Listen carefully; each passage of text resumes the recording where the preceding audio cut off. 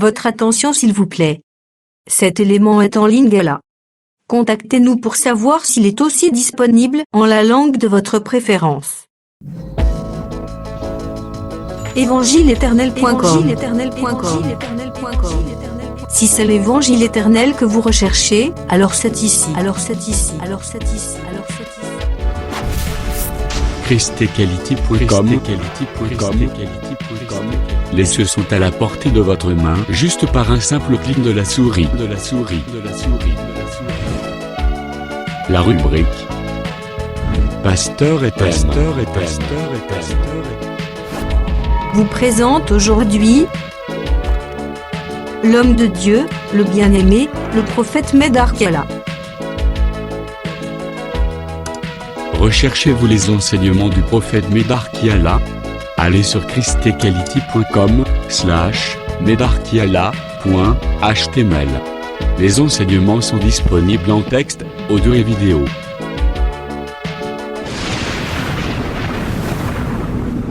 Bonne édification au nom de notre commun Seigneur et Dieu Jésus-Christ.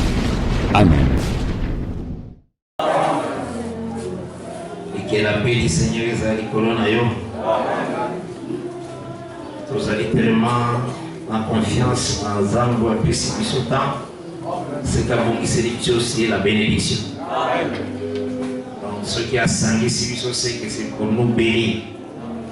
Vraiment la carte na we baka que ceux qui n'a pas pour Zambie n'a pas solution. Tant on a attentif à la parole, il faut que cette parole est couillée par le pambolanga et qu'on fait la makambolanga. Il faut toujours vous allez être très attentif, vous allez être distrait. Vous allez être aux awana même makanisi na yo ezana makambo mususu tikaki libana. Évitez un mouvement dans ton esprit. Mobimba na yo zala na cardinalité eza lipango lipona yo. Eleki nyonso wo kanisa. La parole de Dieu c'est tout pour toi. Motema na yo mobibezala na lilobo ezali kobimao. Yo moko komona olamu nzamba kosalela yo. Tozana nzambe ya bomo, nzambe ya solo, ya pesaka kimia. Oya kokisaka bilembo na ye kitoko likolo na bana na ye. Tozwi texte na biso Exode 23 verset 14 à 17.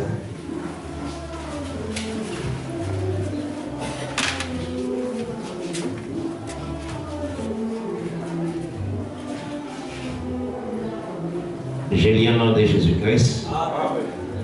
3 fois par année, tu célébreras des fêtes à mon honneur. Tu observeras la fête des pains sans levain pendant 7 jours, au temps fixé dans les mois des épis. Tu mangeras le pain sans levain comme je t'en ai donné l'ordre. Car c'est dans ce mois que tu es sorti d'Égypte et l'on ne se présentera point à vide devant ma face. Tu observeras la fête de la moisson, des prémices de ton travail, de ce que tu auras semé dans les champs et la fête de la récolte à la fin de l'année, quand tu recueilleras les champs, les fruits de ton travail. Le verset 17. 3 fois par année, tous les hommes se présenteront devant le Seigneur l'Éternel. Que le Seigneur bénisse cette lecture, oui, pour Fada. Toujours croire que l'élo par la grâce de Dieu, pour la 3e présentation des hommes devant l'Éternel. Pendant qu'il y a déjà un beau lobby, souci ma casse, c'est ça aussi par l'enseignement. Parce que oui, 1 Corinthiens chapitre 1 au verset 21, il dit que puisque le monde, avec sa sagesse, n'a point connu Dieu, il a pris à Dieu de sauver les croyants par la folie de la prédication. Donc le Seigneur a tiré le salut dans la prédication. Mais salut wana est folie. Donc on ne peut pas comprendre que c'est très difficile. Quand vous avez l'idée, il y a Vous allez raisonner comme une folie. Bien, Bible dit que c'est folie de la prédication. En tout cas, parce que c'est que tant que Yesu mataki les kudu sa sopi makila limbisi masumo la bisonyos. Et à niveau maman on comprend na posa te. Que sont qu'on dit mi bon moya c'est quoi ça bon là. C'est une folie. Vous aurez na malam. Bon moto boye moto sosora na uzindo na yangote. Donc c'est que na kati na ite l'ignoso total c'est que l'année à grâce, Eza n'a 3 présentations des hommes. Là, tu as déjà connu la yango. Donc, il y a d'abord première étape. La catholique Cambonios, où Eza dans les Écritures saintes, d'abord le Seigneur Jésus-Christ. Il y a Zali, le chef, la tête, il y a les Cambonios. Azali est sommé dans la catholique Cambonios. Ce qu'on dit, comme je quelque part. Ce qu'on dit Jésus-Christ, c'est talabien, l'écriture. Azawan. Vous aurez un malade? Il y a dans Jean 5, verset 39 à 41. Vous sondez les Écritures. Vous pensez en voir en elle la vie éternelle. C'est bien elle qui rend témoignage de moi. Les Écritures parlent de lui. Bien ami, vous ne voulez pas venir à moi pour avoir la vie. C'est qu'il faut d'ailleurs comprendre que quand il lit l'écriture, il faut un accomplissement de l'écriture pour avoir la vie. Donc la lumière de cette écriture, il y a beaucoup des arrivées. Il y a beaucoup de monde total, c'est qui d'abord, les lois que le Seigneur appelle ce qui les Israélites, et ça prophétique. Prophétique et les Koloba, et Koko qui s'ama na suite y attend. C'est ça la prophétie. Donc la loi, ils allaient d'abord la loi sacerdotale, où il peut s'amener que nous l'ayons moussala qui bonganga tant de fait par nos salema, wana zambe a bongolaki. C'est ça il précède. Et le but solo, comme il y a changement de sacerdoce, il y a nécessairement changement, il y a loi. Wana eza par rapport il y a loi sacerdotale. Le lingue ya kosala kosala na kibongaka. Zamba zalai kopesa mosala na famille ya Aaron na maison ya Lévi nda pesa ki mosala zona na malam et puis alobaki boye nganga nzamba koumelaka seko te soka kufi mwana naenda zo remplacer ya mwana ezaki na sacerdoce alibusu. Maintenant tant que sacerdoce changé ça et ça sous sacerdoce transmissible était. Donc et ça sous sacerdoce c'est ce qui n'a pas et qui pas moi na té. Oui à divorcer ça qui et où t'as na papa et qui na moi. Parce que bien en sacerdoce transmissible. Sacerdoce d'Aaron. Mais sacerdoce où il est tout royo na boyo kanyo et ça intransmissible. Les souverains sacrificateurs demeurent à perpétuité. Azako oume la seko. Vous avez un malin? Dès que le changement, il y a aussi changement et loi. Loi et l'imotion, il y a batali ça qui n'a hébreu s'est échangé l'année. Et ça qui est un sacerdoce ou un sacrificateur, dans la famille Aaron, dans la Lévi. Mais awawa. Oyo a vu sacrificateur à outil de Najida. C'est ce qui est vrai, c'est désolé. Ils ont dit ce changement. Vous savez, il y a que la loi a changé. La loi na katina yango, la loi a aussi comme prophétie. A sakola ki makambo e koya. Yango moni soko tangi Matthieu 11 verset 13. L'Écriture résolve que la loi et les prophètes ont prophétisé jusqu'à Jean. Nous sommes là et Sakolaki. Donc, loi à prophète. Ok, encore dans Matthieu 5. Dans Matthieu 5, l'Écriture résolve aussi pour eux.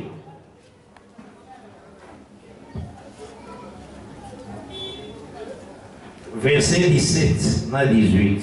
J'ai le nom de Jésus-Christ. Matthieu 5, verset 17 et 18. Ne croyez pas que je sois venu pour abolir la loi ou les prophètes. Je suis venu non pour abolir, mais pour accomplir.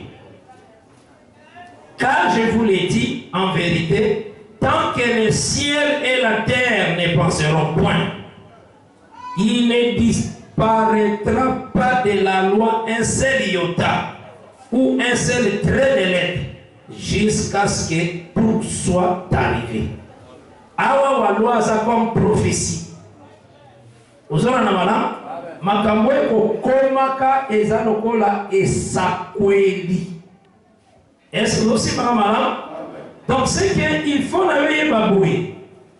Quand le Seigneur a pensé qu'Israël terre, a pensé qu'il va mourir. Tant qu'on a la terre, en réalité, beaucoup de au lieu ya bénémi. Beaucoup de biloko nyonso ya bénémi. Vous avez la mala, biloko ezala qui a 20 biloko sur terre et voilà. Mais beaucoup de tapé ma maison et vous allez avoir ma richesse. Ma maison et ma richesse, beaucoup. C'est ça la loi du Seigneur. Donc ce qu'on t'a dit dans la loi de Dieu, l'Écriture les ont confirmé. Ils ont dit ça très très bien. Que Israël est dans la côte de terre, dans une Néhémie chapitre 9. Parce que Néhémie a rappelé encore. Néhémie 9. J'ai lu au nom de Jésus-Christ. Ils ont rappelé le lingue batambola qui n'a marché ni sur le désert. Ce qu'on a lu à partir du verset 14, dans Salamon lecteur Moulaï, tu leur fis connaître ton sabbat et tu leur prescrivis par Moïse, ton serviteur, des commandements, des préceptes et une loi. Tu leur donnas du haut du ciel du pain quand ils avaient faim. Et tu fis sortir de l'eau du rocher quand ils avaient soif. Voilà la commune verset 15, il y a Néhémie 9. Maintenant la commune, nous allons continuer. Et tu leur dis d'entrer en possession du pays que tu avais juré de leur donner. Mais nos pères se livrèrent à l'orgueil et retirent leurs coups. Ils n'écoutèrent point tes commandements. Ils refusèrent d'obéir. Et ils mirent en oubli les merveilles que tu avais faites en leur faveur. Ils retirent leurs coups et dans leur rébellion, ils se donnèrent un chef pour retourner à leur servitude. Chef, on les a gardé incrédulité. Vous avez un malade? Parce que Romains 11 dit le bagambo, c'est à cause de l'incrédulité des bazaki retranchés. Mais toi, tu es un Dieu prêt à pardonner, compatissant et miséricordieux. Ça c'est vrai. Lent la colère et riche en bonté. Et tu ne les abandonnas pas. Même quand ils se firent un veau en métal fondu et dit, voici ton Dieu qui t'a fait sortir d'Égypte, et qu'ils se livrèrent envers toi des grands outrages. Dans ton immense miséricorde, tu ne les abandonnas pas au désert. Ça n'est pas la miséricorde, frère.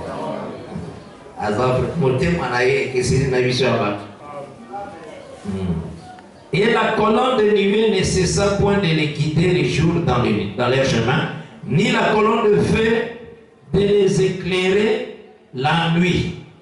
Colonne de nuée les jours, colonne de feu la nuit, dans le chemin qu'ils avaient à suivre. Verset 20. Tu leur donnas ton bon esprit pour les rendre sages. Tu les refusas point ta manne à leur bouche et tu leur fournis de l'eau pour leur soif. Pendant 40 ans, tu pourvis à leur entretien dans le désert et ils ne manquèrent de rien. Leurs vêtements ne s'usèrent point et leurs pieds ne s'enflèrent point. Marche à 40 ans même à le vibiter. Tu leur livras des royaumes et des rois et des peuples.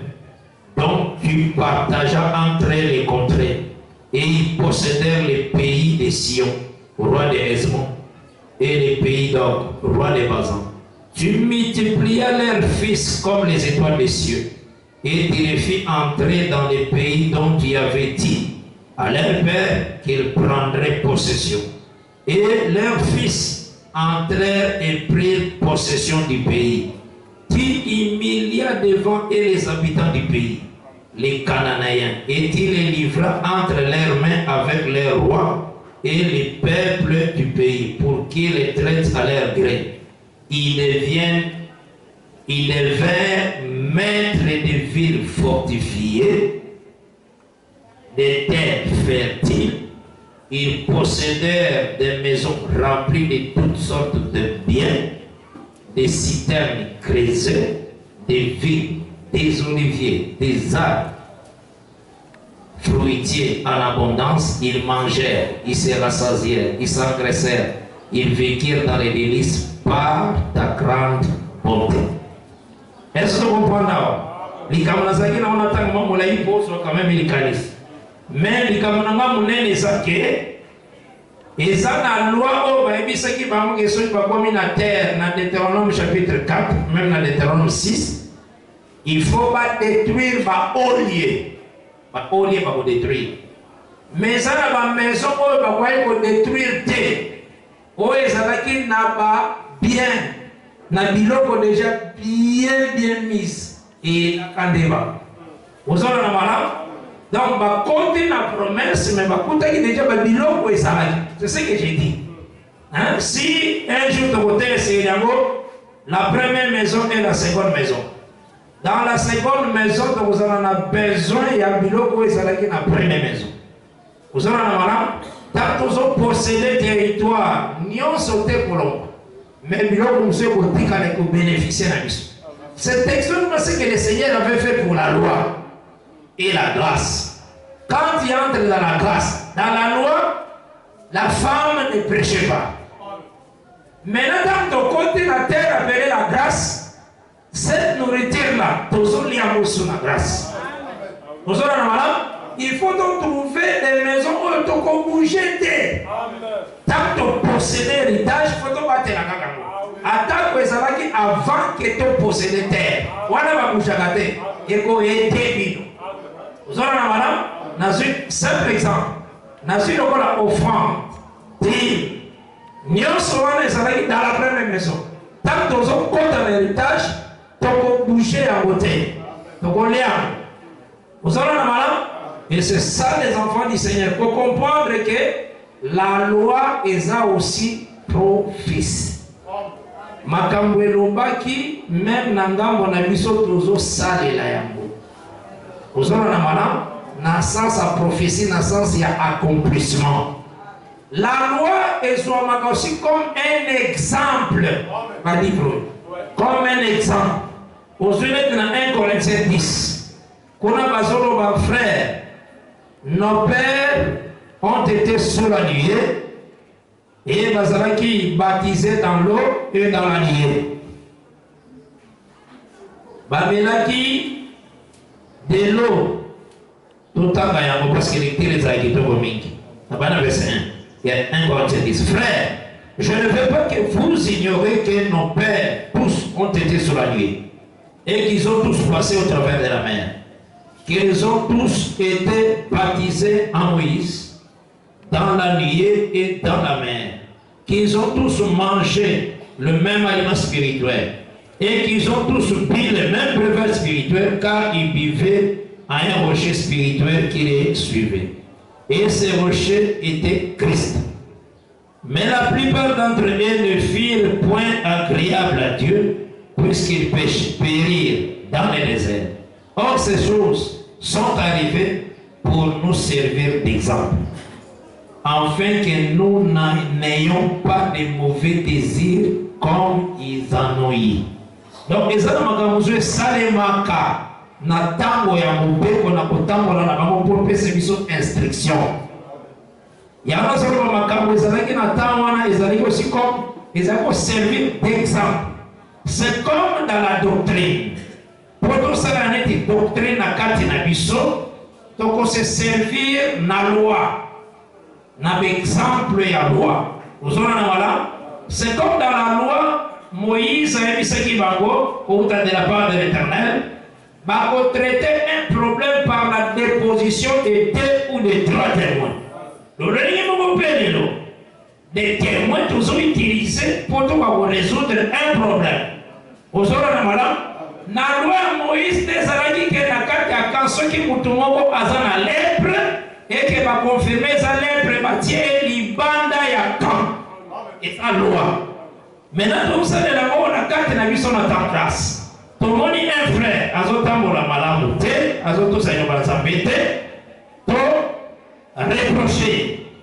pour reprocher à Yokite, ton lobby dans l'église, pour expliquer la situation de l'église, mais tu vois qui est dans l'Ibandate. Aujourd'hui, la procédure est là. L'église fait ça au courant. Il y a les cambo, il y a beaucoup de l'Ibandate, il y a Gosalem. Ndekoyo, bisomoko tolandi, azo kate. Tala azaboy, azo skroke makambaba, azo bika. Na bon oui, tu reprocher à Yokite, tu reprocher la dernière fois maintenant devant toute l'église. Voilà ton télévision, frère. Ton conseil qui au suivre au Sungaye. Vous avez voilà. Donc vous avez informé la situation en déco, na péché en déco. Vous avez voilà. Parce que son niveau est beaucoup sauvé. Ce qui te montre, donner ton ticket dans mon église. Vous allez comprendre.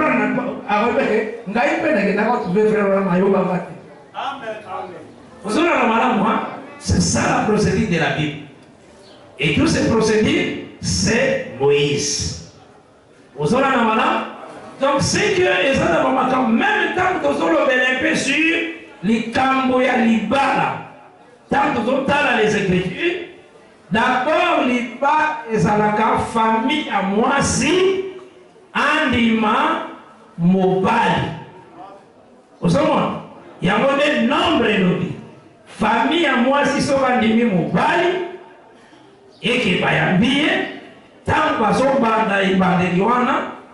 Donc, qui compte ça déjà que ndeko oyo nandeko oyo famille déjà à moi si andimi libala pona bango paye apesi déjà lettre pona mobile ya kosikola mwasi watu za informé maintenant to sala ni moto azali kokamba biso koloba mo to sambela pona bango po ba pikatanyo so na komibatela lisumu ekota tena kati na bongo ina na bango po nan babalamite to telemi to sambeli po zambe ya bomba bango osola na mala na tawa na to bana mona bango te mwasi na mobali ko mwata ko descendre te bazana no kaka c'est frère osola na mala donc basaka ka c'est frère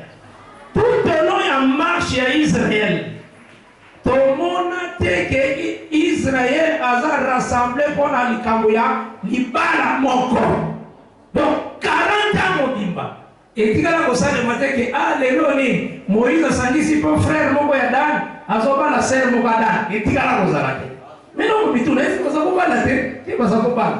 Mais il y a beaucoup de gens ça le rassemblement ya peuple. C'est ça le problème la mission. Est-ce que vous avez voilà? Il y a beaucoup de gens qui ont rassemblement peuple qui va peuple, balati ceux qui va uniforme, ceux qui va ni, va y avoir frère mon cadane, abobala na sœur mon cadane, et tu vas la causalate. Même place il y a ma porte, et tu vas la causalate. Et ça va na catholique. Ceux qui sont catholiques, tu vas la quand c'est là facilement. Voilà mon conseil, na bisa ça papa à Rome. Vous avez un malade, tout le monde facilement. Donc, il dit qu'à la console, tant que ça y marche à ma cambo et à ma mariage, oh, et c'est le qui va bien avoir l'affaire des péors. Et ça dit cambo et séduction, oh, les Israélites, bah, qui n'a pas besoin, bah, Madianite, n'a pas Moabite. Bah, bien avoir l'affaire, il y a Cosby, n'a Zimri. Vous avez un malade, c'est la parole, bah, le bel qui dit cambo et bah, mariage, mais ça dit pas faux mariage. Oyo Zambe a silikaki pe le pe ya Zambe e bomaki bapide. Ozona na bana Moïse a dit qu'à la rassembler la convocation de l'assemblée de pona mariage. tala jour à ma convocation de l'Assemblée d'Israël. Et ça cause par rapport à la fête dont le Seigneur a fait ce qui va mon nombre chapitre 10. Donc la trompette est pour des fêtes. La fête en dans Lévitique 23, et ça qui va fête à l'honneur de l'Éternel. Donc le coup, ça nous le coup on a fait toi. Et ça va ça. Mais maintenant comment on na lati chemise pour na pesa le coup mon frère nanga. Donc il y a pesa le coup mon frère na inazambete. Vous savez, et ça à l'honneur de l'Éternel. Vous savez la convocation de l'assemblée. Il y a eu la fête de la nouvelle ligne. C'est selon les Écritures de Dieu. Dans Nombre chapitre 10. Il y a eu la fête à pleine ligne. Donc il y a eu des choses que le Seigneur a tracées qui ne les pas respecter. Mais il faut que na kati ya famille bamilule za kozala nango esengo mutabali babalisi bapesi pene kona bango masi epa mobali mpe basepe même na cour royale epa ya roi ekosalema ke reine na ye aza accepte azwi mpe na bafille na ye oyo bakotambola na ye ti bakende kotika ye na palais royal wana na bandako na temple te. Oh, ton bon frère, na sœur, basimbi ye ceux qui na ba babenga bango ba servant catholique. Il me abana mike ba servant mo ba mike catholique. Est-ce que les gens ba sata ba croix na kingo pour ba comprendre ma ya catholique. Ba sala kama shwana na sima basimbi ba rideau mo si ala tiwa. Ozola na mala, do ba o ma rideau. Pour ba kota lokola catholique. Vous voyez, ces choses dans la convocation en Zambé, c'est pourquoi vous trouvez que on a mis Paul, Pierre, Jean, Jacques, ça va et c'est aussi voilà, et il faut faire très attention. Donne gloire à l'Éternel. C'est très important. Maintenant, il a monité toujours dans la 4e église. Et ça va qu'à l'église, c'est seulement pour bénir. Parce que tout le monde qui est le Seigneur, tant que ça qui attend, tant qu'il va manifester, il est béni. Dans la place que vous avez à moi. Comment dit François? Il est béni. Parce que nous avons fait sa bénédiction et pas à sacrificateur pour bénir les peuples. Alors, la carte de bénédiction, l'écriture des hommes va aussi laisser les enfants venir vers moi. Le Seigneur a choisi de à bénir. Alors, tout le monde aussi, dans Genèse 1, à bénir Adam et Ève. Donc, c'est que quand les gens se marient, il faut avoir bénédiction, il y a ministère de la parole. Et après que le ministère de la parole est bénir, et si c'est bénir, l'assemblée côté les ma aussi pour et le baptême malobamala et bénir leurs frères leurs sœurs dans le sam.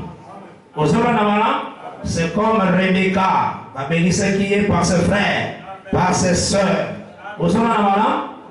Et c'est aussi maman. Mutabo qui la zana bénédiction qui a d'abord qui est ceux qui n'ont pas ce que moi aussi. Et ça n'a pas ma sanité. Alors, les bénédictions ça qu'on a dit. Parce que c'est le supérieur qui bénit l'inférieur. La famille, ceux qui ont ça Saint-Esprit, ils ont le supérieur. Ceux qui ont dit, moi, pour faire sincérité, avec ce solo, pour la prière, pour la prière, non, on a ça pour ça dans la famille. Tant que vous savez la bonne abatte, vous avez payé la vie du moment, vous avez déchaîné votre famille, à ça nous pardonne. Souvent déchaîné à ça déchaîné. Vous avez la malade, c'était une grâce à aujourd'hui pour yo l'obéissance. Elles aussi, c'est ça la foi des saints. Nous savons que ça n'est quoi. Vous avez la malade, Ngaïta mon papa Nangaï Azaraki très malade, très malade. Azoko côté le matin, Mano Saraba, ok, à Monica Niboka déjà monté. Alors, nous avons un catholique. Pundani ba lukinga la poya ko bigisa. nganga ye yasaki na mboka mususu ngape na mboka mususu nganga ye ngana bingana kuyaka kusala so nganga ki nganga ye telema basali na confiance nganga basali nganga wana lobi atuka kawe toko kamote baluki nganga mususu deuxième nganga ye ayi musala bani mero ko kiti troisième nganga baluki ke o tala sisi ya lobi ke lokola ngana ko kiti nganga mususu ate itikali kanza nganga wana akaki sakara ye ake. Alors, on va prendre le gars de Banganga déjà, on va le dire que la défaite. On va le retenir de ça. Maintenant, on a eu papier. On a commis un papier parce que, à ce que le bataille, on s'est ok. Donc, ils ont presque perdu. On a commis un papier. On a eu pic. On a dit, papa, oh, nous sommes kangayo mono. Oh, nous sommes tungisayo. On a bengani au nom de Jésus. Comment normal?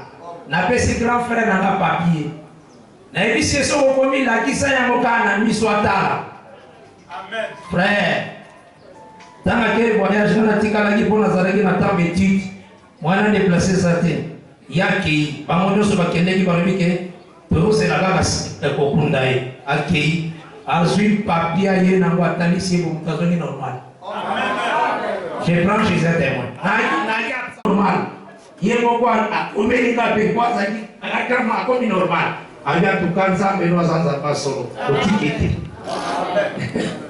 ozala na mala azamo pagano me na bontolie na maboko bao balai ba bomaye ezandi ke yandi limité andi medi parole te kwa bika ezamaniano lokozala na yango kondimela le livre yokotani c'est la façon que Dieu va agir. C'est ça, il faut y avoir que Dieu a mis la bénédiction dans l'église. C'est dans le main des ministres. Ne place le Seigneur à tirer la bénédiction. Donc c'est que tant que basambeli pona ba bali. Le lenge mo tanto sambeli pona bato mwana botamaki aye to sambeli pona ye to sonki sibango to sambeli pona tango bape bazoya eliko lo bateke jour wona segeli kaka foko yeba ko honorer kilte amen ateza jour ba ko imposer yo loboko yaka normalement ndenge bato nyonso bayaka oyo moni bato ba ko imposer ko mali quelque part ngo ozola na mala okomona mutu abali otali eteni alati tolo nyonso libanda quand même eza dans l'esprit ozola na mala mutu amesana koya na église na elamba bien maintenant lokola eza mokola mariage tala tolo na donc mobali ozwi akoki te ozola na mala bamosusu batala ozola na mala il faut kobomba tolo kaka nde kobombaka na kitwa bomba tolo mala osola na mala bomba tolo mala oyo tota c'est ça enseignement enseignement oyo basantu nde fo batambola na yango bible eloba na Jérémie na Jérémie kaka convocation mpona mariage 40 ans mobimba ya Moïse etikala kozala te il montait pour adorer Dieu, il montait pour écouter la parole de Dieu. Il montait pour la circoncision des enfants. Vous avez un territoire. Donc c'est que la loi est aussi exemple pour nous. Vous avez un prophétie. Ils ont annoncé que pour s'accomplir la suite à temps. Et ça aussi exemple. Pour les gens qui totali, même les seigneurs savent la kayambo. Au moins, il y a des gens qui ont maman, azana mwana. Balobini, balobini so maman indeke, te, tika mama zwaban. Zamba eko sale na mobeko wana na Apocalypse 12. Ezalaki na mama moko azaki na zemi na Apocalypse 12. Akoti mwana. Zambe tango ye. Amoni mama na mwana asaleli loi atiki mama azui mwana akele ozona na mwana c'est ça le respect enseignement barobi so que ça limine mwana de vivre longtemps Mais aussi, maman, donc c'est que na kati na biso il faut to veiller sur les écritures. Il y a monde qui va kotonga yo makasi. Natalisi boye po osa la béni. Parce que quand tu gardes la parole, tu es béni. Aussi, maman, si vous protégez la parole, vous êtes béni. Si vous salez ma communion sur la parole, vous êtes béni. Maintenant, après qu'il te aussi là, mutu mususu pe akomosepela na ye na ngolo na lolenge na bonzambe asepeli babénir ye kaka esili asali na ye festin te ya monene eza ndenge aza na makoki te eloko wana ekomi mariage te mariage nde fidelité ozonga na malamu ekomi mariage te ezaka te libala ezake na futi dot yango nde libala ozonga na malamu même autorité civile azaka na rubrique te ya mariage religieux azaka na rubrique wana te rubrique na ye ezalaka toujours oyo osalema na famille ozonga na malamu partout na mabele famille po bible eza nde wana ezotala nde la famille de la femme ozonga na malamu mwasi soki kote ya mobali baboyi ata bango nyonso baboyi loi eza te lokola yo kote bapapa boboyi frère abala ndabala tete akobala kota mama kaka nde balobaka soki baboyeli na mwana na bango kozala na malamu nde bakokase ve kota tata te kozala na malamu donc soki meme bato balingi basala na lolenge ya bonzoto bayede quand même conscience à bato mosusu na église soki balingi na lolenge na bango mais na lolenge ya biso tozolanda donc c'est que bakotelemisa kaka famille ya kota mwasi bango nde bandimisaka libali famille ya kota mobali ozola na malamu kote ya bamama kotelema yase otelemi kote ya papa kotelema verse eza te oyo kota batata bandimisaka libali yaka te ese bapesaka bapapa mbongo libali eza otelise kwani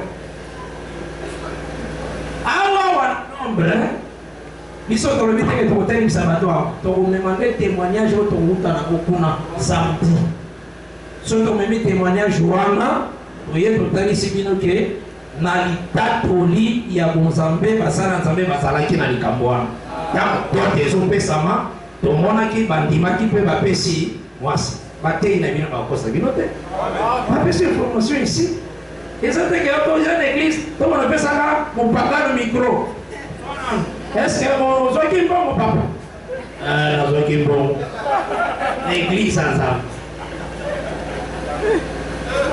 le peuple écoutera ce que diront les ministres c'est ça c'est là micro papa wana na fête na ye ya pokwa soki fête na ye alors wapi famille akota botata botelema na bino ata opesa bino 3 kiti bomata likolo bomona na bino wapi kota bamama botelemi na bino nous apprometons des ya ye fête l'église les ministres ne cher ne formaka église makambo ça cher ozona na malamu nde nalobi soki ngomema makambo ya mabota na kati na église bon akotelisa nde kaka kota mwasi soki ya lingi mais eza nango na base te parce que témoignage c'est la chair ozona na malamu oyo tomonaka na mwa parent babana bango ni parrain wana kota mama azopangusa ser mwana kota frère mpe azopangusa na évangile parrain azalaka te otikela baministre basokipe na bamarie tendi kaka basalaka mosala wana baza na lolenge basokipaka na bamarie o biso tozukutu parrain na biso na tozwi te parrain na biso ekosala frère na frère soki ser na nyonso wana ozwa mokatolike yo ozozwa parent waplaisaka la fete ozwa mwa ozwa selo ma mariage omona nde okomisa ngo neti pese soki ezalaki mbele timote kaka conseil pa Paul timote mpona bamarie ebisa bapare basoki mpe na bandaka bamarie bien tomona recommandation wana te eza te otomona pas mpe parango mpe mwana payen okomona parango payen nde ata makambo aza mpe te nde pare na ye ya mariage wana ni biloko bamesana nango oyebi komesana ekomaka neti solo ekomaka neti eza freko folu kaka pare moko apesaka toli eza cher ozala na wana donc il faut ezali esengo mingi ke makambo ebanda par votre pasteur eza très bien eza un vrai modèle ozala na wana eza comme prémisse ya makambo yango aza neti homme ozala na wana après basusu oyo bakoya nsima balandi mpe ozala na wana c'est très bon donc c'est que ce sont des choses oyo esengeli mpe veille na yango parce que c'est la parole donc wana nyonso natali ici tout simplement mpona kolobela loi comme un exemple ça va comme un exemple où il faut instruire biso pourquoi le Seigneur atambolaki boye pour étonga aussi notre vie. Je pense que tu dois avancer par la grâce de Dieu. Donc c'est que nakati na yango totalisaki déjà première présentation eza ntango oyo le Seigneur asekwi aki yende l'homme aza présenté dans l'année, première fois. Et na kati na ye, pour les prophètes bazali, na biso aussi tozali. Pour ça qui l'écriture, pour ça qui livre, il y a Ephésiens chapitre 2, versets 6 à 7. Nous sommes morts avec lui, ressuscités avec lui, assis dans les lieux célestes en Christ. C'est bien dit, en Christ. Donc, pour faire donc, pour que déjà vous allez présenter dans les lieux célestes. On a dit première présentation. Et ça, c'est le début de l'année. Mais pour taliser que deuxième présentation, tant total qui Exode chapitre 24, verset 15, taliser que deuxième présentation, et ça, c'est la fête il y a semaine. La fête il y a moisson. Mais tant que vous avez commémoré pour témoignage, il faut que vous ayez de plusieurs manières, de plusieurs reprises. Il y a un autre qui 8, chapitre 1, verset 22. Maintenant, ici, il faut que rite azokota na Juda, na commencement, il y a moisson d'orge. Il faut que le commencement de la moisson et la gerbe d'abord ne va présenter la prémisse. Ça va? Gerbe va présenter la prémisse, ne la prémisse qui est 1 Corinthiens 15 au verset 20.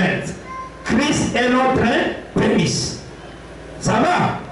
Il y a un peu de mort ensemble, ressuscité ensemble. Et bon, rite à côté de Jida. À côté na royaume Majida, à côté na Bethléem. Vous avez dit madame, et dans l'enseignement, les Lévites, ça continue. Que les livres sur le prophète Eza Babilaka. Ça va? Eza Babilaka. Jésus-Christ, c'est ce qui est déjà dans Jean 4. Alors, il y a la moisson déjà assis et commis. Vous avez dit madame? Alors, il est là, Kobuka et c'est coquille. Alors, il y a un Jean 4. Tout ce que nous avons, c'est très important.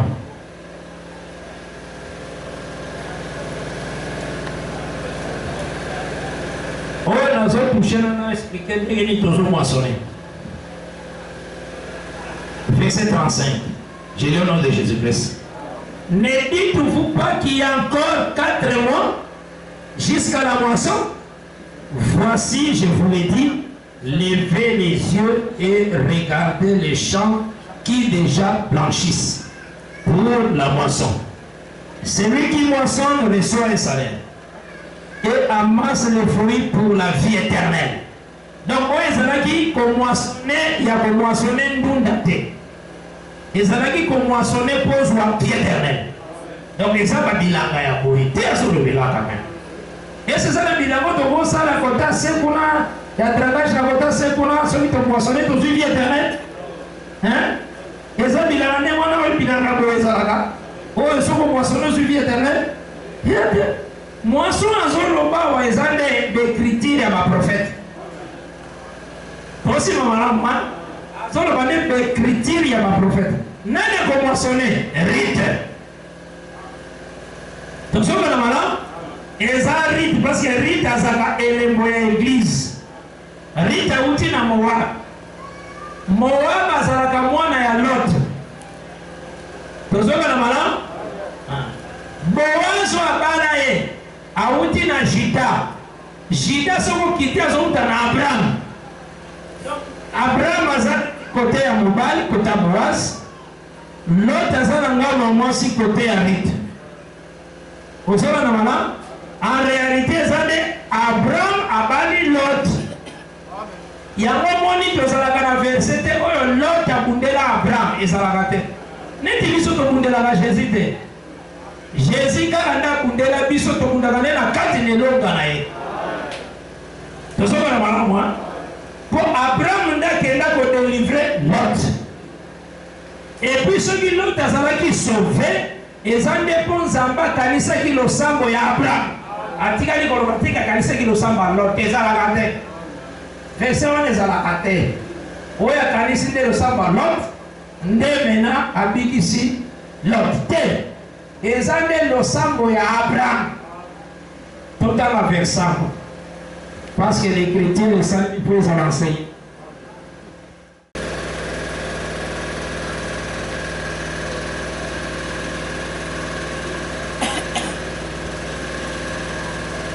Verset 29. J'ai le nom de Jésus-Christ. Échapper l'autre du milieu du désastre. Voilà. Par lesquels il bouleversa les villes où l'autre avait établi sa demeure. Donc l'autre son abika pona Abraham. Ah, mais l'autre azalaki moto ya masumu tete. L'autre des pierres de l'autre était juste. Azakoba mazan. Mais pour pas maner zambe ya mondele dikisae. Faites attention. L'obiko e utane na losambo ya Abraham. Boyenge bene na yotende koneto na yo. Isala kate versewa. Au connaître la mappo, Christ intercède pour nous. Vous avez la non connaître là. Talamina Apocalypse 8 et le Apocalypse 8.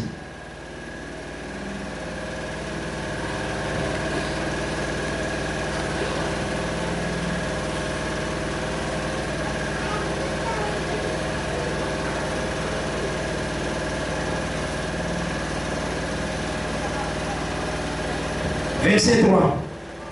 J'ai lu au nom de Jésus-Christ. Voilà, voilà. Et un autre ange vint. Et il s'éteint sur l'autel. Et il y a un encensoir d'or. On lui donna beaucoup de parfums. Afin qu'il les offre avec les prières de tous les saints. Sur l'autel d'or qui est devant le trône. Remarquez. Ma prière à ma sœur de Dieu, c'est ça qui va. Mais ma péché n'a pas parfait. Pour atumbambeka ma prière à ma sœur de Dieu, je fais ça dans la parfum. Tout ça là, voilà. Oh, Cantique des Cantiques, chapitre 1, le 8. À l'église, nous sommes à la page à Cantique des Cantiques. Et ça livre à Sony. Donc, ça la Bible, les amis, là, ils ont Sony d'ailleurs la Bible. Maintenant, il y a un modèle dans le groupe de prière dans l'église visionnaire. Pour le même bureau. Dans le Cantique des Cantiques, donc il y a un Cantique des Cantiques. Et ça, la Cantique, moi, ils ont un Cantique. bakanti eza nde mateya loyembo eza nde liteya loyembo loba biso bateyi babenga biso eza bakantike mais ezalaki na kantike moko eza likolo bakantike nyonso wana eza amour Jésus Christ ozala na malamu yango nde eza loyembo ya banzembo nyonso nde balobi qu'il me baise de baiser de sa bouche car ton amour vaut mieux que le vin tes parfums ont une odeur suave ton nom est un parfum qui se répand donc Congo Nzambe eza parfum maintenant pour nous prier nous avons un parfum pour un imam quand on prie toujours on prie au nom de Jésus toi tu as fait la prière mais il faut parfum on a pris toutes les prières des saints mais avec des parfums vous savez là et on a offert ça donc cela veut dire ma sambo na biso po bayamba yango eza selon les promesses de l'Éternel parce que comme on a Nzambe ezalaka moko makasi omoni Israël ntango azali koya azouta Egypte azalaki kotambola na kombo ya Yakowe kombo ya Nzambe Abraham Isaac Jacob yeye aza kotambusa ye mais bakomaki nanu Jéricho te mais parfum se ekomaki ya makambo esalemaki na kati na banzela nyonso nde ntango des espions bakendaki mpo Josue nde atinda des espions écriture eloba atindaki bango en secret bato nyonso bamonaki teke batindi des espions wana etalisaka parole et l'esprit ozala na malamu nelobeli mosusu le père et le fils osimaka malamu ntango baye kokota na ndako ya Rahab bontumba nyonso ya Rahab bato wana mibale balongoli yango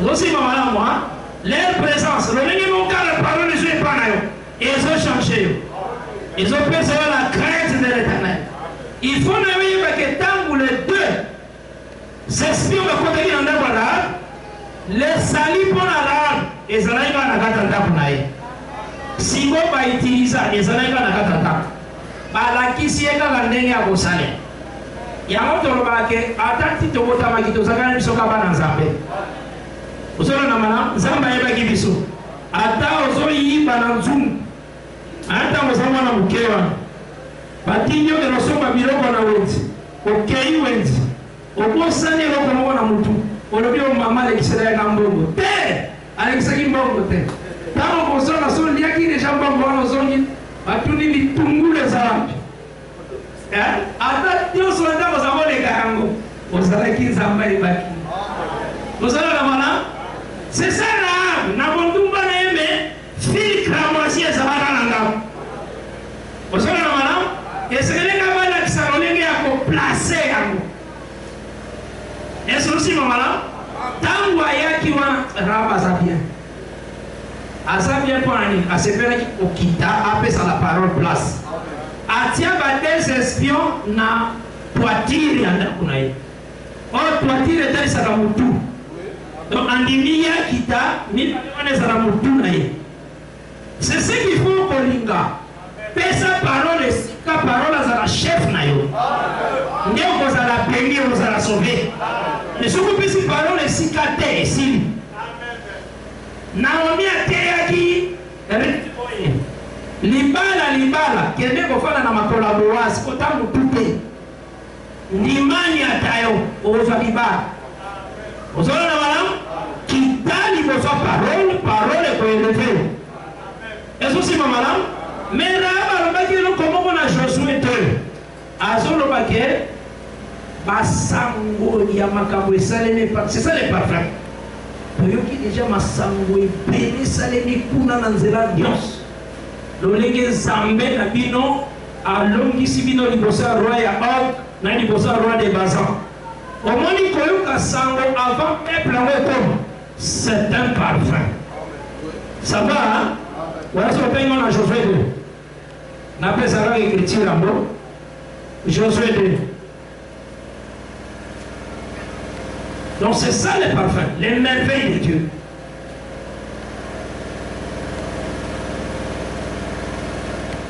Rahab monta vers eux sur le toit et leur dit, l'Éternel, je le sais, vous a donné ce pays. La terreur que vous inspirez nous a saisis. Et tous les habitants du pays tremblent devant vous. L'Éternel a mis à sec devant vous les eaux de la mer rouge. Et comment vous avez traité les rois des Amoréens au-delà du Jourdain, Sion et Og, que vous avez dévoué par interdit. Vous avez la mala? On a des espions parce qu'il n'y a pas une nation. Le nom fit partie secrètement de Sittim des espions en leur disant, allez examiner le pays, en particulier Jéricho. Vous avez la mala? Le départ de ces deux espions, tout Israël ne chose cachée. Est-ce que c'est malin pour eux, mais révélé pour nous Rahab. Aussi malin. Donc le trésor est vers nous. Parce que surtout comment partons nous Saint-Esprit. Et ça pour Zamba décida qui catine de la mission la parole et l'esprit. Vous aussi malin.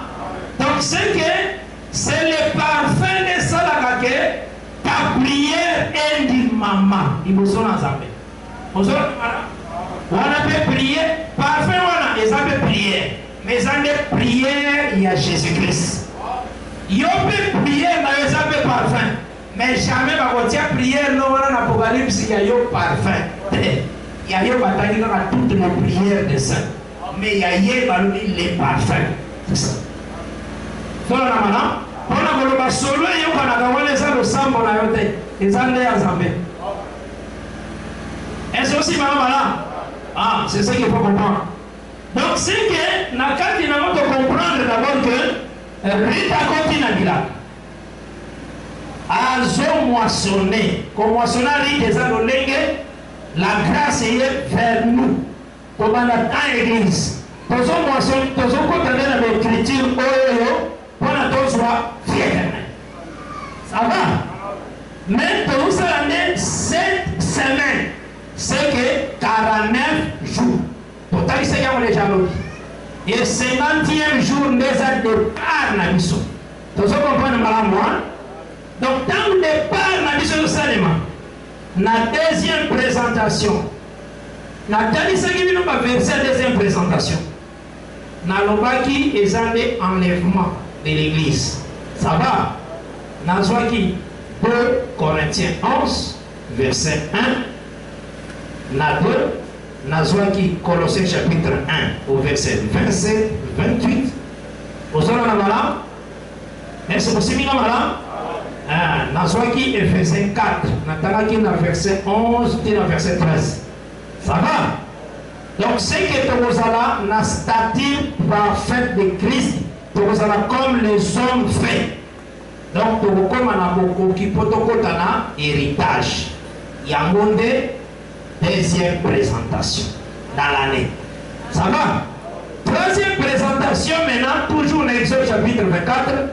Troisième présentation, c'est la fête il y a tabernacle.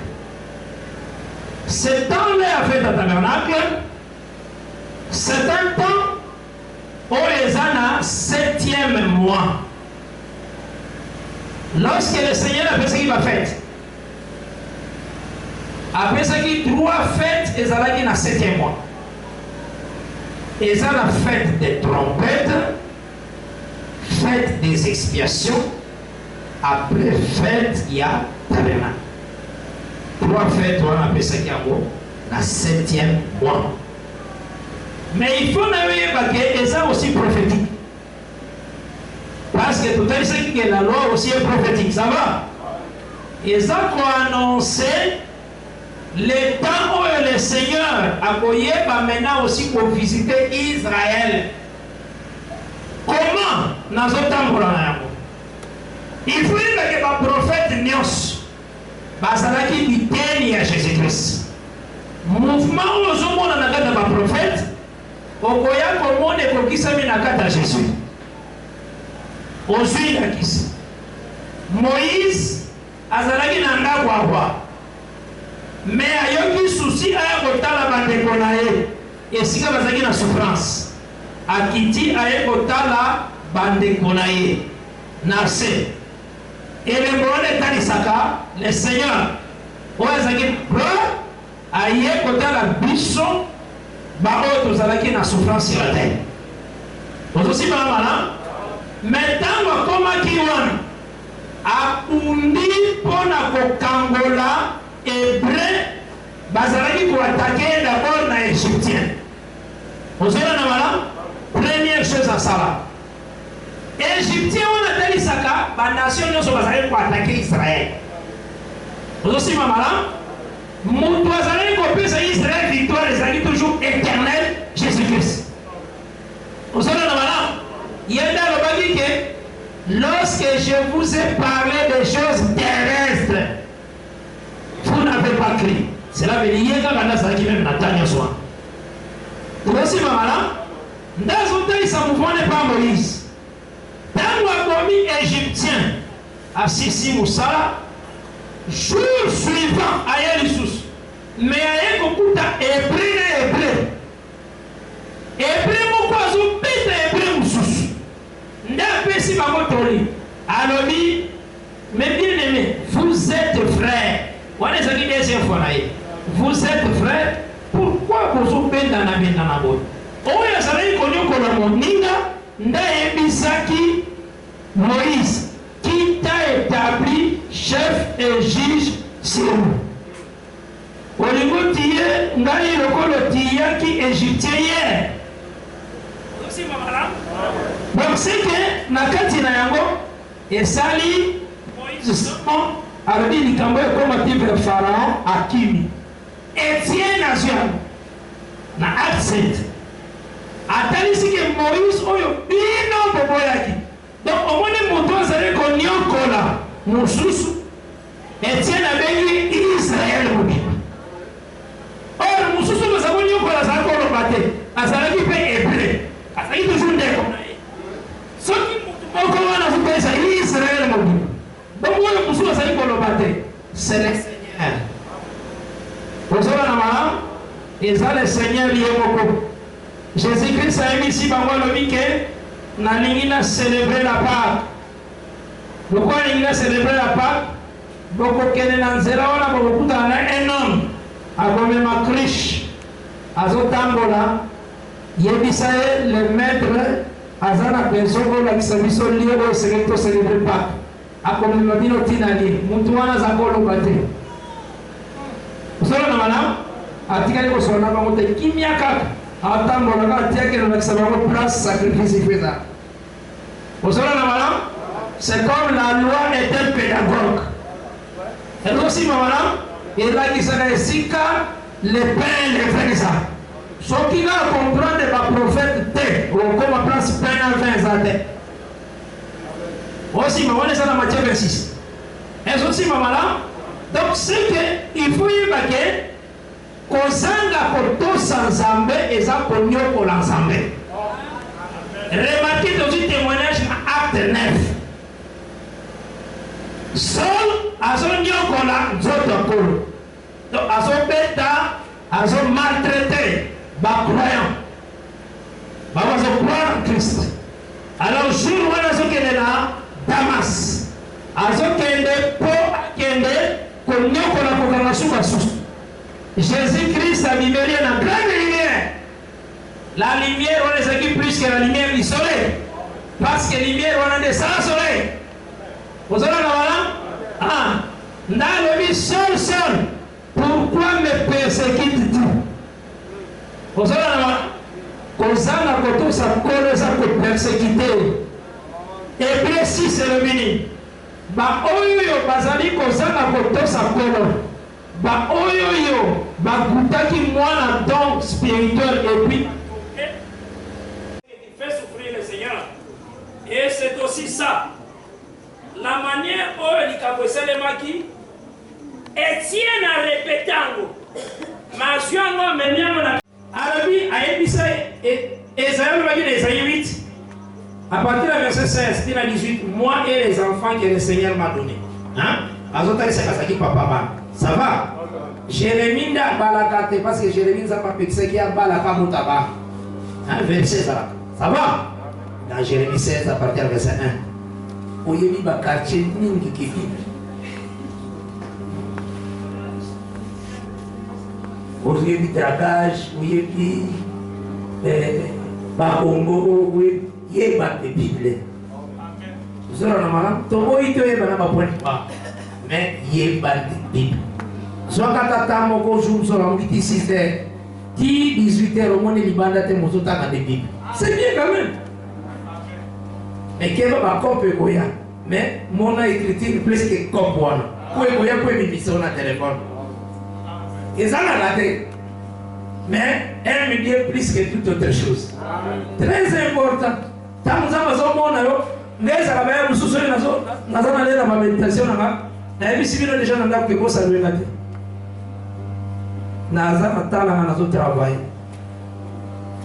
Wana pe na mi beni na na zo respect ya makambo na wana tout ça. Je travaille. Et bien l'écriture ça la sont considérés comme vraiment que nous sommes là zami. Ndayaka. Amen. Vous vous avez du journal, elle m'a pas de ceux qui lisent pas. On va y battre. Poisson nous a très léger. Très léger. Content la caca. Ceux qui ont reçu respect ma casse. Et ça n'a pas de temps, on peut pas bonjour, dans zone sérieuse. On insiste, dans zone ici petite. Dans zone temps. Yo mutsoa sali bosa président Sassou, yo ko bengi yaga no côté na. Hein? Si vous avez un problème, le président ko tiana kacho. Amen. Zoaka ko tada ka ko écrire valeur. Tango zo valeur de ko lo ko no yaka. Amen. Mais si vous avez un ndengo na ndengo. Akoyaka te. Amen. Vous aussi maman là, les gens très importants. Mama kamunyo sutozolo. Esaïe ne bazaraki wana Azaraki parent. Mais étant parent, le Seigneur a émis en Esaïe 20 verset 1. Longola bilamba nyos, longola pe sapato, tambola bolu. Akatambo. Alinga kanzabe. Amen. Sora na mala. Soka bana ina no koseka conseil pa mama bana alina obimate. Eza lokola Abraham. Tana nyobe no sacrifice Isaac, a émis Sarate. Sora na mala, poso talaka Sara banebile. Na vieillesse à ceux qui m'ont amené. Maintenant, il y a mis ça, en tout cas, nous avons dit que nous avons dit que nous avons dit que nous avons vérifié maintenant. Voilà, tout le monde passe à Cameroun, ils sont moins. Maintenant, c'est nous qui nous avons dit. Voilà, on a besoin de passer à côté. Nous avons dit que nous avons la somme. Nous avons dit ça, ça a raté. Alors, nous avons adoré. Vous avez un malin? Parce qu'adorer, c'est tuer le fils. Mais pour la bien, il y a plein. Donc, c'est que, il faut comprendre que, vous savez que Esaïe a été là qui madame Nelly Solo, que Zamba, le Minatika, il a fait son tambour à Boulou. Elle a dit maté. Parce que madame a pas oublié le ponaté. Mais, à Tambola Bolumbu, pour la côté, ça jugement. On Nzambe Seigneur tient likolo ya Éthiopie nasi. Cela veut dire le prophète azalaki déshabillé, le Seigneur a déshabillé Éthiopie. Yango soki batunio. Christ il a livré publiquement. Hein? Il a livré publiquement les démons, les autorités. Son bateau il faut livrer publiquement les années. Loba et ça, c'est ça, livrer les démons publiquement. Cet état-là. Vous avez un malin? Cet état-là. État où on a continué. Vous avez un malin? C'est ça, livrer publiquement. Publiquement, qu'est-ce qu'ils ont vu? Ils ont vu le Seigneur ni. Or, ombre de Jésus, Bamona Ézéchiel ni. Mais ni Ézéchiel les ont le là, dépouillement à Éthiopie. Ni Ézéchiel, donc tout nous Ézéchiel, ils ont le là, la chute à Syrie. Vous avez la Bible, qu'on a d'abord dans Isaïe 20. C'est comme ça la Bible est ça. Est-ce aussi maman? Il y a un monde là. Il faut, et nous connaissons son temps toujours soulever, toujours veiller vraiment avec l'écriture. Et que quand la chose y a élevée, il faut tendre d'abord dans les écritures saintes. Et ça a déjà les sika. Il y a un le Seigneur avait dit Jérémie. Tant avait dit Jérémie, dans Jérémie chapitre 1 au verset 10. A dit Jérémie, n'a pas si au rôle y a côté déraciner zété. Rôle y a côté planter. Pour la ligne à l'ouest, pour la psaume 80, dans verset 9, Moïse bien sûr que Zambé aux oies qui nous étaient morts en Égypte. Oyaki au chassé la nation. Au lona qui nous étaient. On s'était dans les filles, Israël. Ça va?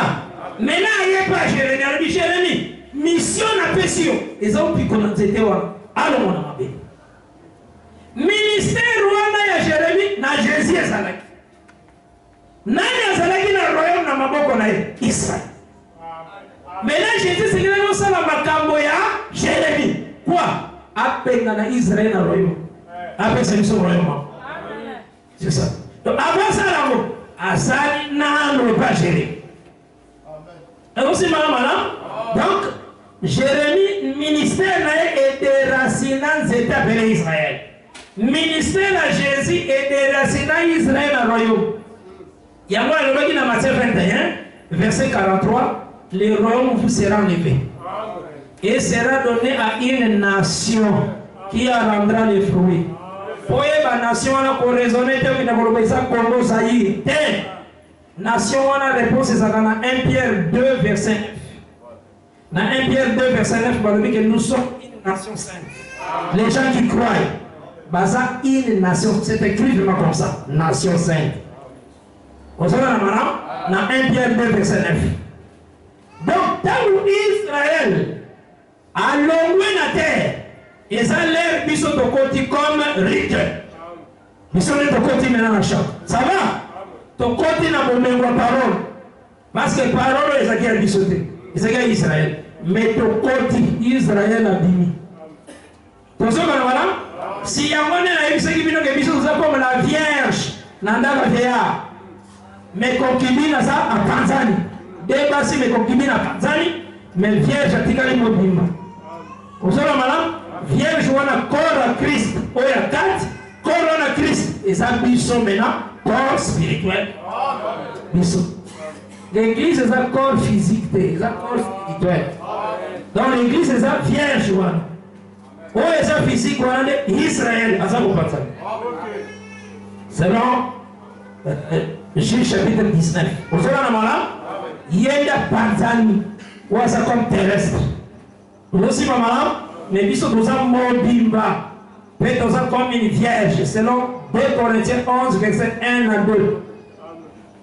Paul a dit, je vous ai fiancé à Christ comme une vierge. Ça va? Ah, c'est ce qu'il faut comprendre. Donc, c'est que Nathan y a début année, Israël a sali banda royaume. Attention, madame, a sali banda y a promesse. Donc, à sali banda y a une année. Puis, on est dans la carte, il y a une année. Mais tu aussi, ça n'est pas parce que tu as l'air moisson aussi là. Tu as l'air deuxième présentation. Mais tu continues année et vous continuez. Ça va? Donc, tant que vous bisous de Kende, nous avons déjà classé. Tant que vous bisous de Kende, et ça comme 4e fête dans Lévitique 23. Où vous avez la fête, il y a moisson. Ou fête, il y a Pentecôte. Ça va? On a des parts dans bisous. Remarquez.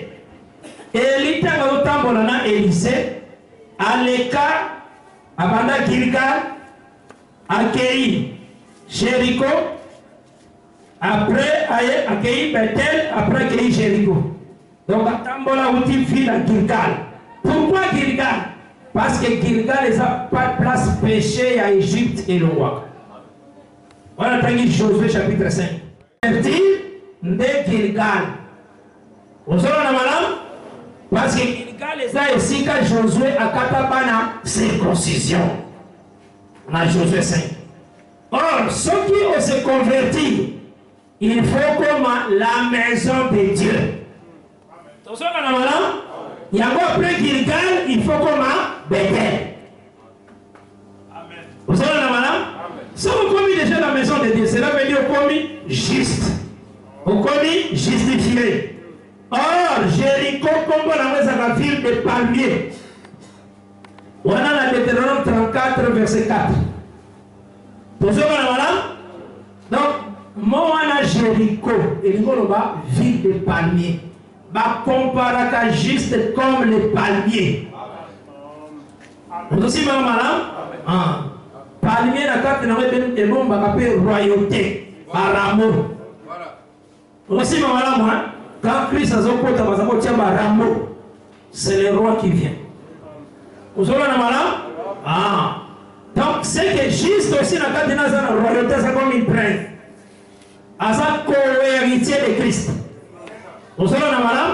Et quand tu as une maison comme Bethel, tu as d'abord de se repentir dans le péché de la mission, tu as laver du péché de tout suite, tu as commis pur, alors tu as commis habitation de Dieu, comme Bethel, et aussi tu as justifié, tu as la carte de vie justice, comme Jéricho. Après, on a Élina Élisée, Bakendati, Namaya Jourdain. Avant mon gars, Jourdain, on a 50 fils de prophètes. Cela veut dire, marche n'a pas mon sur ça 49. Il y a un moment avant 4 ça, 50 et ça. Vous avez la madame? 50 on a colonné 0 T 0 à saluer le communauté. Au moins 50 au moins 0. Au moins 70 au 0 comme il a 7. Place au moins 70, tika 70 et ça n'a dit n'a pas comment qu'il y a 70. Si vous avez un souci à 7, Luka va 7 et ça. Lukango, c'est ça. Ça veut dire que c'est exactement pour que la musique kawa. 70, Kango 70. Amen. Vous avez la main? Pour les la signification. Aussi, ma maman, moi, Ésaïe 23, verset 15, le 70 de Tarisaka, les reines. La domination. Il y a un moment où le col en Zamba a Botola Ada domination, reine pouvoir. Et c'est là qui Ada Azanga 70 ans pour qu'il s'en colle en Zambé. À Koufa à 930 ans. Tant que 930 ans, à Pépi Mokol en Zambé, la musique a 70 ans quand les années pour qu'il s'en colle. Vous avez la main? Pouvoir, voilà, sur la littérature. Nana a besoin qu'il s'en Jésus. Il y a besoin qu'il s'en par la croix. Il y a un moment où il y a l'acquis millénium, 1000 ans. C'est à cause de ça. Vous avez la main? Il a 1000 ans. Donc, à ça que l'homme habite un jour. Pour que nous avons un jour. Vous savez, il y a un monde qui est millénium et ça la Bible. Voilà pourquoi c'est que le Seigneur a pardonné Adam.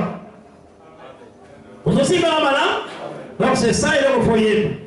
Mais dans la Bible, il dit que quand Israël a retiré à l'eau la terre, tu vas continuer au dimanche.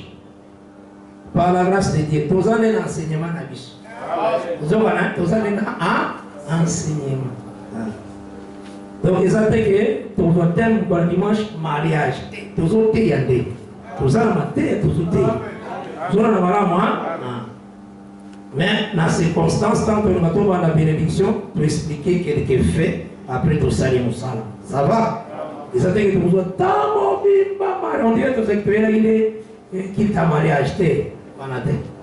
Vous savez, moi, pour battre nous, je vais vous dire que vous avez des balles. Vous avez des balles sur le côté.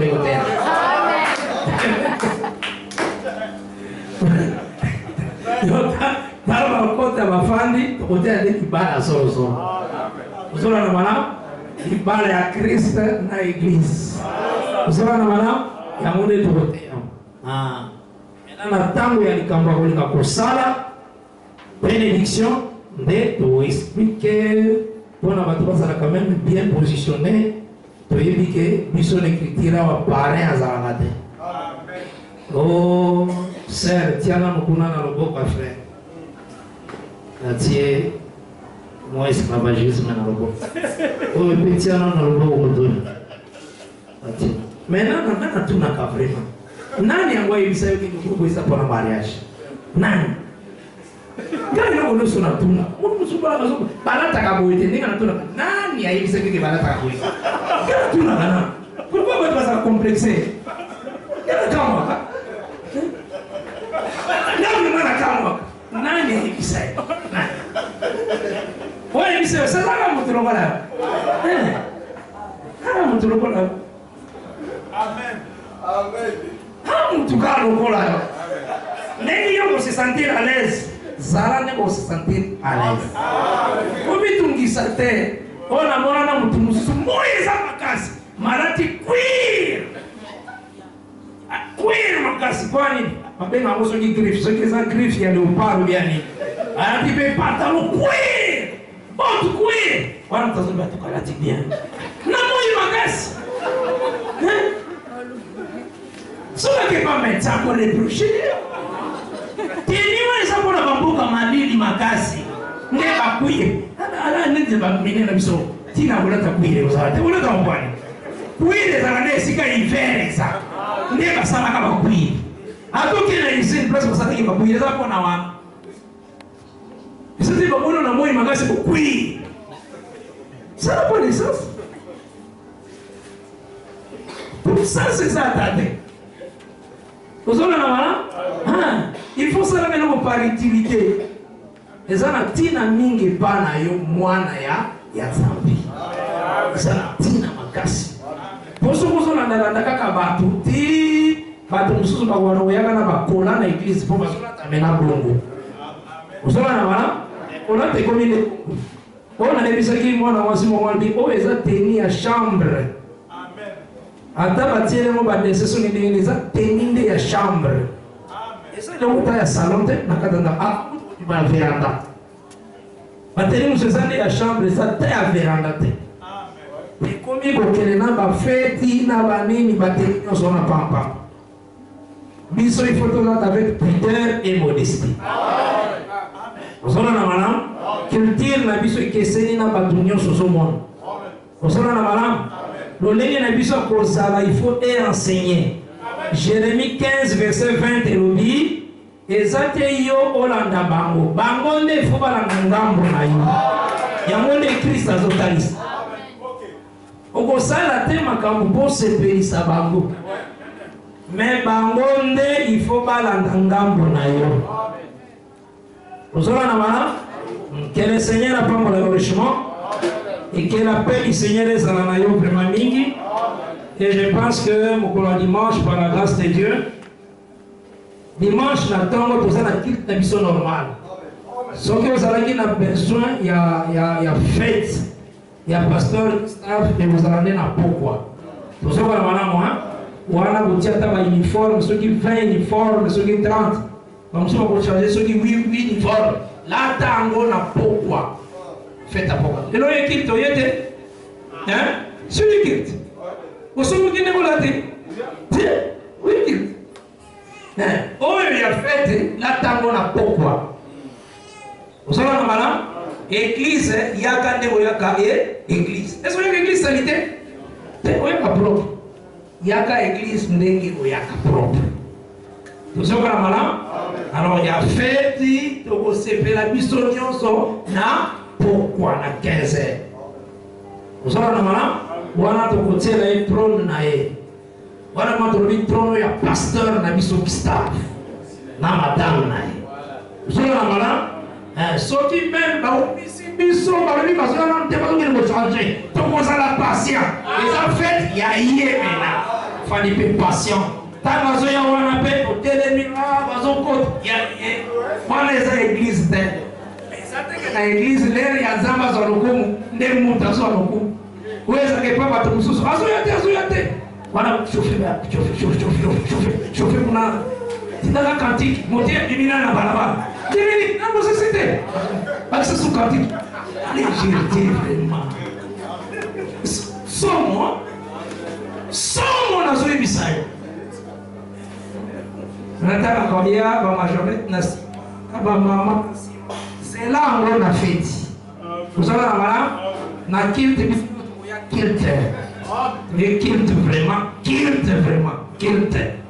Vous savez pour kilt. Qu'est-ce que la somme? On contribue na mariage ya pasteur na yote mofumbi la mbasika. Vous savez combien ça c'est? Ba besoin zalaki. Ya kosomba babiloko obesité mais osombi bilamba kolata pour se pelisa yo kasi ko se pelisa so atali list yo la tibia atali list obesa kite ça les cinq so ka simplement ka moyo bien pour la ti très bien la fête à pasteur l'obésité et on se trouve normal pour y pena kinya on est ça normal non et yo la tozala na bolingo mpona likambo pasteur il faut memode famboko soki babiloko oyo ya mokili esalemaka parfois oza na problème na famille oluki o nde faut résoudre boni ya tata na yo dans la foi ya oyo azote yo parole mpe kosala so osali calcul boye osali programme mais on peut se faire au kimi. Maintenant, nous kimi à ce qui est soyez. On compte à tes pour la yamoga. Pour la yamoga. Parce que le oui reste oui. Ce qui vient après vient du diable. Et c'est pas le même qui pense à il y a diable. Mais nous, on a le diable dans ta main. On a compte à l'ango. Engagement aux oies qui. Sala effort que lelo esila ata lobi ata yo pesa ki soko bakisa amen c'est pour ça aussi pasteur na yo pour se faire ça peut ba ministre c'est très bon il faut ça la malin ministre comment na lui libota il est kabiso c'est la parole frère ma soeur c'est la parole il pas que na nyonso kosala Dieu te bénira. Le Seigneur a bénir yo. Le Seigneur a bénir. Donc ceux qui nous connaissent comprendre engagement, aux engager devant Dieu. Comme on a besoin qui consacre na yango te. Soko pesa ki te sala e lamba ke do te ke lamba ya ko pesa ndembo. Lata na yo propre. Teka e lamba pesa ndembo e kota na musala. Comment se fait-il que yosa musanto azobosa na liloba? Kobosa na liloba te? Jean Lobi, n'aimons pas seulement en parole, aimons aussi dans l'acte. Quand on pose acte, il y a que le Seigneur a son monde à l'amour. Bakoyeba que tout ça, bana nzambe ya Yesu Kristo soki tolingani. Kolingani ezalaka kopesa vie na yo pona ndeko. Kopesa vie pona ndeko eza meme eloko nga naza nango a télévision na teki bongo na pesi pona libala. Na wana vraiment na pesi bongo na ngapi. Na wo ke naza nango na pesi. Kozwango la légèreté. Et kozonga kate ezali kambo esalemi eliki. Profitez aux bénédictions na kati. Oh nazoloba na bongisaki yango te. Na bongisaki yango atamu kete. Mais yeba ke kolonda zolobela yo. Kozwango la légèreté. Makamba bato mususu ekofungwama na likambo ya mariage. Makamba bato mususu ekokangama na likambo ya mariage. Kaka ndenge yo kotalela ngo pambola. Mais priyo kotia nde zamba kolanda priyo. On ne se moque pas de Dieu. Au cas où que tant que nous sommes dans le bon wana nde tozobon de la teza bénédiction na yo. David alobaki ton pesa kanzamba en réalité o tozoki pa na ye. Et puis ceux qui ont eu occasion ko pesa nzambe c'est pela pour David alobaki que asa dignité ya ko pesa nzambe. Aso na yo na asa dignité. On dit ma vraiment ki ngana pesa yo. Pour nyonso toza yo ndo pesa. Nazo songi c'est la kaka yo. C'est ça, on va 1 Chronique 29. Vous avez la donc, Zambé a choisi vraiment il a payé offrande. Non, non, non. Merci pour Ndiminga na pesa. Au pesa, et c'est le mot salateur, la gata ma Zambé. Comment la monnaie t-shirt? Que baso bon de la mutu kwa pesa. Non, non, il y a bon de la tête. Et il y a bénédiction à yo.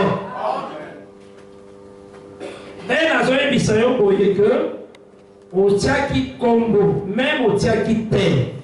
Luka opesa lelo to lobi opesa liste wana bakombo ya bato esila tokesana na bamangomba Bible elobi soki justice na biso eleki ya bango te toza dinte mpona bokonza Nzambe lolenge bango bakotisaka yo kotise plus. Celui qui sème beaucoup moissonnera aussi beaucoup. C'est l'écriture. Et donc, on a un fan vraiment à Katenayo pour négliger un gros thème. Alors, on a averti mon union sur sa thème à ma paix.